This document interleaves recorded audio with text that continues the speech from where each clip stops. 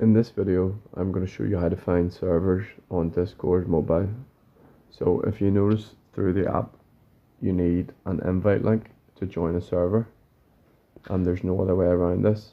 So what you need to do is come to your search browser and type in Discord Discover and tap on the first one. That'll bring up this page where you can explore all the Discord servers without needing a link. So you can search for a specific one, or you can search by categories. So if we search gaming, it shows us a list of all the different gaming servers.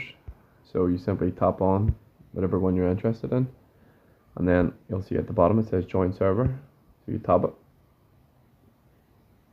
and then you can accept the invite. So that's how to find servers on Discord mobile. Thank you for watching.